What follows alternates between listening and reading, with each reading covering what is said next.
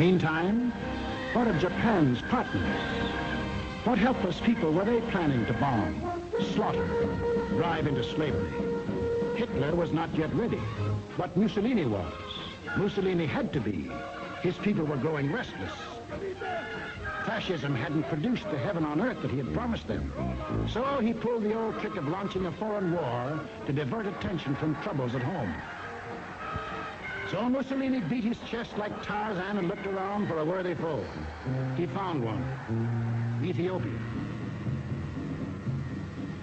A good country for the beginning of a glorious empire. Its army had no machine guns. Its army had no tanks. Its army did have an air force. Exactly one old airplane. One airplane against the nation which had developed a new theory of total air war. Of the blitz which would wipe out cities, destroy civilians, men, woman, and child. In October of 1935, following the Japanese example, an incident was provoked at the little settlement of Wall near the border of Ethiopia and Italian Somaliland. Italy's honor had been violated. Refusing any arbitration, Mussolini moved the whole might of his army through the Suez Canal to overrun the undefended country. Ethiopia's emperor, Haile Selassie, appeared before the League of Nations.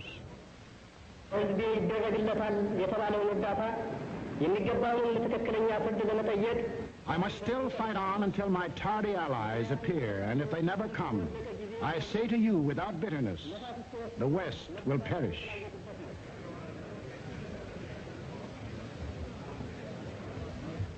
Members of the League half-heartedly stopped trading with Italy, but refused the only thing that will stop any aggressor: force.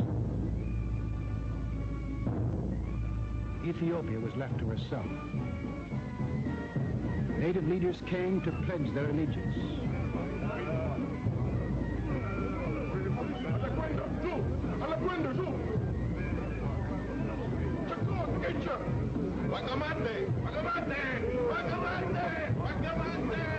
The people of Ethiopia, with their spears and bare hands, faced the guns and the tanks of the invaders, fighting desperately and gallantly to save their country from conquest.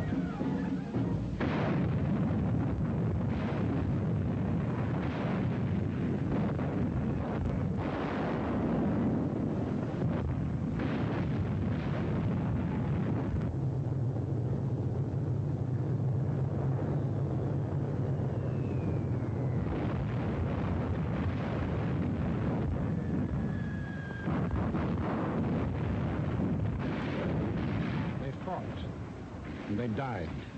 But in the end, there could be but one result: might triumphed. Italy conquered Ethiopia. Many of our elected leaders warned us of danger. Without a declaration of war, and without warning or justification of any kind, civilians, including vast numbers of women and children, are being ruthlessly murdered with bombs from the air. But we were still hypnotized by the fact that two broad oceans stood between us and the rest of the world. We didn't realize that the time when months were needed to span these oceans was ended, that the steamship had cut these months to days, and that now the whole Earth's surface could be covered in the space of hours. Yes, we were a nation that wanted peace. But we hadn't yet learned that peace for us depends on peace for all. Nobody would run the risk of war because of some mud huts and barren plains in Ethiopia, any more than we would run the risk for some similar huts and plains in Manchuria. Correctly interpreting our attitude, the aggressors were all the surer that they could get what they wanted. Japan had started on her march of conquest. Italy had begun her new empire. And now the third gangster. What about him? We'll take him up in our next film and show how he joined his partners and put in his bit.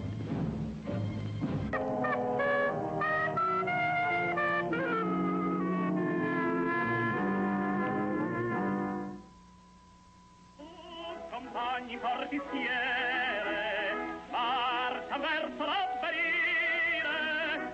Benito Mussolini considered himself heir to the great Caesars of the past and was determined to create a great new Roman Empire. To prove his success to his own people and the world, he would acquire a new colony for Italy in Africa.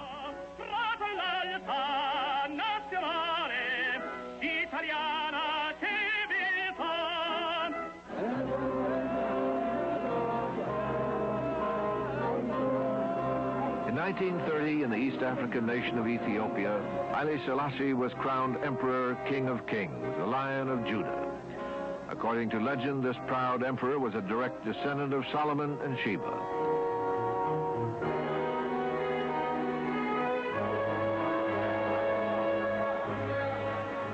Educated in Europe, he was determined to bring his 3,000-year-old primitive